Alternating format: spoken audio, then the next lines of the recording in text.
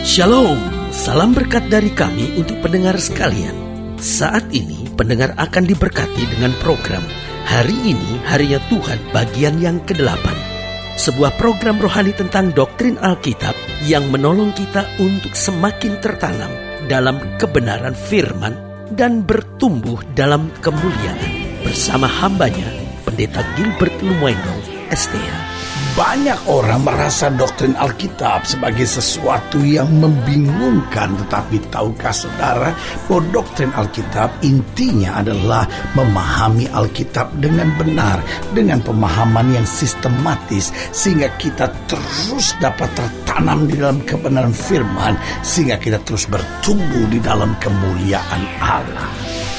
Buka hati saudara sekalian untuk menerima berkat-berkat firman-Nya hari ini. Orang tua biasanya senang berkata kepada anak-anaknya begini, dulu waktu zaman papi, dulu waktu zaman mami, semua orang tua senang berbicara tentang dulu begini, tapi sekarang begini, dulu begini, sekarang begini. Nah, tapi kalau kita pelajari, kita dengar kata-katanya, biasanya cenderung orang tua itu sedang mengarahkan pada dulu lebih baik, dan sekarang ini kondisinya sangat buruk. Dulu tuh kelihatan sangat menyenangkan, dulu tuh kelihatannya sangat mudah, sekarang tuh kok kelihatannya rumit, sekarang itu kok segala sesuatunya kelihatannya serba berat. Karena orang sekarang senang membandingkan antara dulu dan sekarang. Nah, saudaraku yang kasih dalam Tuhan, dua hal ini memang tidak pernah bisa dihindari. Ada masa lalu dan ada masa kini. Ada orang-orang yang hidup selalu dengan masa lalu. Dia senang menengok ke belakang. Banyak rumah tangga gak bisa damai. Kenapa? Karena selalu nengok ke belakang. Dulu kan kamu begini, dulu kan kamu begini. Terus ngorek-ngorek masa lalu. Tapi sebaliknya, ada orang-orang lagi yang selalu menatap ke depan. Hidup dalam dunia hayal. Nanti kalau begini, nanti kalau begini. Jadi selalu hidupnya dalam dunia hayal. Sementara dia gak pernah bekerja apa-apa untuk mencapai hari esok yang penuh harapan itu. Nah, saudaraku yang kasih dalam Tuhan, yang paling benar, hidup ini adalah jalani hari ini. Jalani hari ini. Dan sambil kita menjalani hari ini, kita belajar dari hari kemarin kita. Lalu mempersiapkan diri untuk hari esok. Hidup bukan hanya selalu melihat hari esok. Hidup bukan hanya selalu menengok tentang hari kemarin. Hidup juga bukan hanya pesimis tentang hari ini. Tapi hidup yang berarti adalah jalani hari ini sambil belajar dari hari kemarin. Lalu kemudian mempersiapkan diri untuk mencapai hari esok yang cemerlang di dalam kasih dan anugerah Kristus. Haleluya. Selamat datang dalam program kita Hari Ini Harinya Tuhan. Sebuah program rohani yang mengingatkan kembali kepada kita betapa pentingnya kita menjadikan firman Tuhan sebagai dasar keseharian hidup kita. Karena selama kita menjadikan firman Tuhan sebagai dasar keseharian hidup kita, maka langkah-langkah ke depan kita akan menjadi langkah-langkah yang penuh berkat, kepastian, kemenangan, dan mujizat. Haleluya. Dan program ini kita sedang membahas tentang dulu dan sekarang. Nah, saudaraku yang kasih dalam Tuhan, setiap orang pasti pernah melewati masa lalu, dan setiap orang pasti harus menghadapi masa depan. Ada orang-orang yang takut menghadapi masa depan. Ada orang-orang yang trauma karena pengalaman masa lalu. Ada orang-orang yang karena trauma akhirnya takut menghadapi pernikahan misalnya. Dia takut membangun masa depannya. Kenapa? Karena ada pengalaman-pengalaman pahit di masa lalunya. Saudaraku yang kasih dalam Tuhan, kita sudah saatnya belajar seperti apa yang Paulus katakan, aku melupakan apa yang ada di belakangku dan mengarahkan diri, mempersiapkan diri untuk apa yang ada di hadapanku. Haleluya. Nah, pembahasan kita hari ini terambil dalam Efesus pasal 5. Efesus pasalnya yang kelima, ayat yang pertama sampai ayat yang ke-21. Efesus pasal 5, ayat yang pertama sampai ayat yang ke-21. Demikian firman Tuhan. Di bawah perikop hidup sebagai anak-anak terang. Sebab itu jadilah penurut-penurut Allah seperti anak-anak yang kekasih, dan hiduplah di dalam kasih sebagaimana Kristus Yesus juga telah mengasihi kamu dan telah menyerahkan dirinya untuk kita sebagai persembahan dan korban yang harum bagi Allah. Tetapi percabulan dan rupa-rupa kecemaran atau keserakahan disebut saja pun jangan di antara kamu, sebagaimana sepatutnya bagi orang-orang kudus. Demikian juga perkataan yang kotor, yang kosong atau yang sembrono, karena hal-hal ini tidak pantas, tapi sebaliknya ucapkanlah syukur. Karena ingatlah ini baik-baik, tidak ada orang sundal, orang cemar, atau orang serakah, artinya penyembah berhala yang mendapat bagian dalam kerajaan Kristus dan Allah. Janganlah kamu disesatkan orang dengan kata-kata yang hampa, karena hal-hal demikian mendatangkan murka Allah atas orang-orang durhaka. Sebab itu janganlah kamu berkawan dengan mereka. Memang, perhatikan baik ayat yang ke-8 ini, dahulu kamu adalah kegelapan, tetapi sekarang kamu adalah terang di dalam Tuhan. Sebab itu hiduplah sebagai anak terang. Jadi Alkitab jelas bilang, memang dahulu kamu adalah kegelapan, tapi sekarang, jadi dahulu kita gelap, tapi sekarang kita adalah terang dalam Tuhan. Sebab itu hiduplah, tetaplah sebagai anak-anak terang, karena terang hanya berbuahkan kebaikan dan keadilan dan kebenaran, dan ujilah apa yang berkenan kepada Tuhan.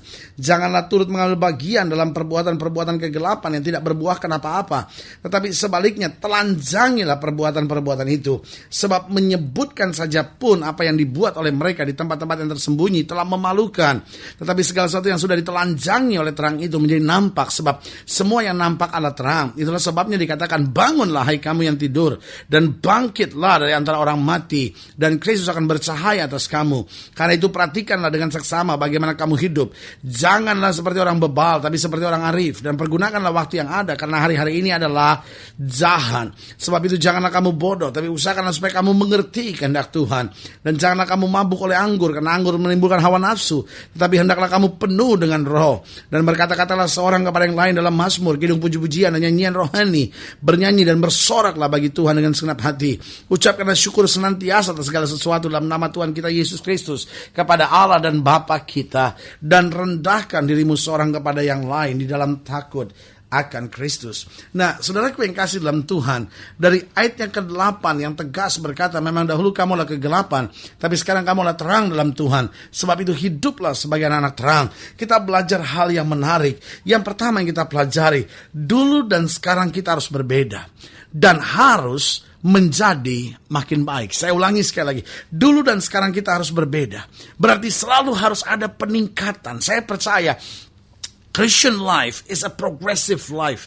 Hidup Kristen itu hidup yang progresif gitu. Hidup yang bergerak lebih maju, lebih baik, lebih berkenan, lebih berbuah di dalam Kristus. Karena saudaraku yang kasih dalam Tuhan, kalau dulu kita lebih baik dari hari ini, berarti ada sesuatu yang mulai gak beres dalam hidup kita. Karena Alkitab berkata, manusia lahiriah kita memang semakin merosot, tapi manusia batiniah kita diperbaharui dari hari ke hari. Berarti harus makin lama makin baik. Kalau dulu mungkin hidup kekristenan kita masih gagal, masih jatuh bangun, tapi sekarang harus lebih tegar, harus lebih kuat, harus lebih tangguh dalam Tuhan. Lalu kemudian dulu mungkin emosi kita masih mudah meledak, meskipun kita sudah ke gereja, meskipun kita sudah bertobat, tapi sekarang makin dibentuk lagi, makin diproses lagi sama Tuhan, sehingga kita makin bisa lebih sabar. Dulu kita tuh masih gampang kecewa, dulu kita tuh masih gampang dendam, masih gampang sakit hati, dulu kita gak bisa ampunin suami, dulu kita gak bisa ampunin istri, dulu kalau ada kesalahan apapun kita tuh simpan, marah sekali kita. Nah, tapi sekarang setelah kasih Tuhan terus bekerja dalam hidup kita, harus ada perbedaan, dan bukan hanya sekedar perbedaan, tapi harus menjadi makin hari makin baik bagi kemuliaan Tuhan. Jadi yang pertama pelajaran yang kita dapat, dulu dan sekarang kita harus berbeda dan harus menjadi makin baik. Yang kedua, dulu dan sekarang kita dapat berubah hanya oleh karena Tuhan dan kesiapan tekad kita. Saya ulangi sekali lagi. Dulu dan sekarang kita dapat berubah hanya oleh karena anugerah Tuhan dan kesiapan tekad kita. Nah, saudaraku yang kasih dalam Tuhan, tidak ada seorang pun yang bisa berubah hanya dengan kekuatannya sendiri.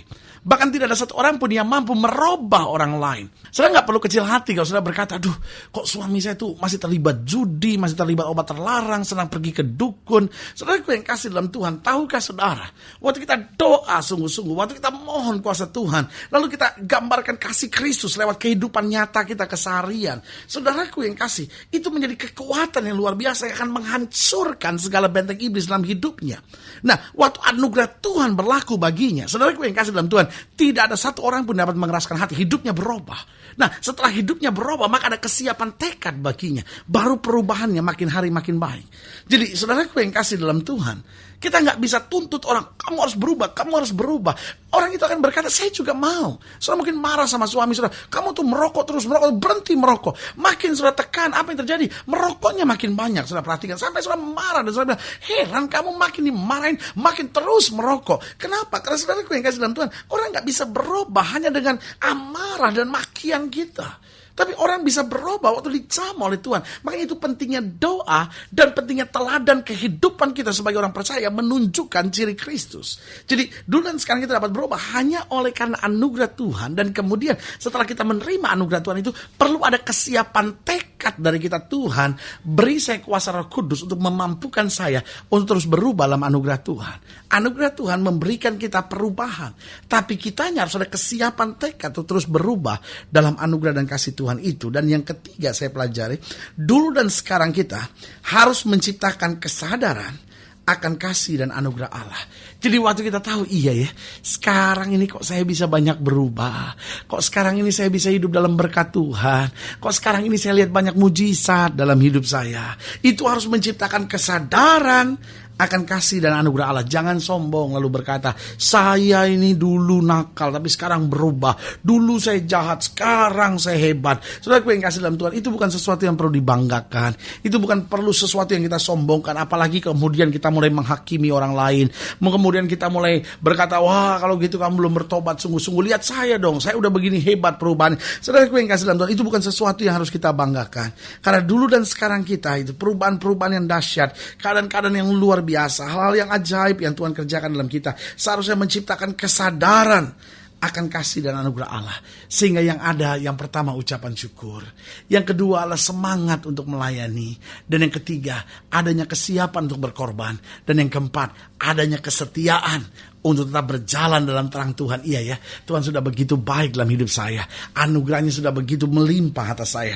Sudah sepatutnya saya balas kebaikan Tuhan dengan ucapan syukur saya. Saya sudah saatnya balas kebaikan Tuhan. Dengan apa? Dengan semangat saya untuk melayani. Sudah saatnya saya balas cinta Tuhan untuk kesiapan saya berkorban. Untuk apa? Untuk setia saya jalani kasih setia Tuhan yang luar biasa ini. Haleluya. Saudaraku yang kasih dalam Tuhan, ingatlah, dulu kita mungkin gelap, dulu kita mungkin dalam dosa, tapi sekarang kita harus lebih baik, dan esok kita harus senantiasa berjalan dalam kuasa kemuliaan Kristus. Haleluya. Saudara yang kasih dalam Tuhan, jika saya ingin didoakan lebih lanjut, hubungi kami melalui telepon, hubungi kami melalui surat, kunjungi website kami, karena kami ada untuk membawa Bapak Ibu sudah senantiasa lebih dekat pada Tuhan dan mengalami kasih kuasa mujizat yang luar biasa. Haleluya. Secara khusus saya juga mau berdoa untuk setiap saudara yang sakit, setiap saudara yang berbeban berat, setiap saudara yang ada dalam pergumulan, setiap saudara yang bergumul dengan masalah keluarga, masalah masa muda, ekonomi, pekerjaan saudara, ataupun badai kehidupan yang sedang menerpa hidup saudara. Saudara ingin didoakan secara khusus, boleh taruh tangan kanan saudara di dada dan kita doa. Bapa, dalam nama Yesus, hamba doa buat yang sakit, hamba doa buat yang berbeban berat, hamba doa buat setiap mereka yang membutuhkan mujizat, karena hamba percaya bahwa bagi Allah tidak ada perkara yang mustahil. Bapa, hamba berdoa di dalam nama Yesus, Tuhan jamah, Tuhan bangkitkan iman kami, Tuhan beri semangat, kekuatan, sukacita untuk menghadapi hidup ini bersama dengan Kristus. Dan kami tahu jika Allah di pihak kami akan melihat kemenangan demi kemenangan dalam hidup kami. Di dalam nama Yesus, kami ingin melupakan masa lalu. Kami belajar dari masa lalu, hidup di hari ini, dan kemudian mempersiapkan hari esok dengan anugerah kasih Tuhan dan kuasanya. Terima kasih Bapa. Di dalam nama Yesus kami berdoa. Haleluya. Amin. Saudara yang kasih dalam Tuhan, kita sudah berdoa. Ingat, Allah tidak pernah lalai menepati janjinya. Inilah saatnya buat kita untuk bangkit bersemangat, bersuka cita dalam menghadapi segala perkara, karena kita tahu Kristus tidak pernah gagal buat setiap orang yang mengasihinya. Doa saya menyertai saudara sampai berjumpa pada program berikut, dan jangan lupa jadikan hari ini harinya Tuhan. Haleluya.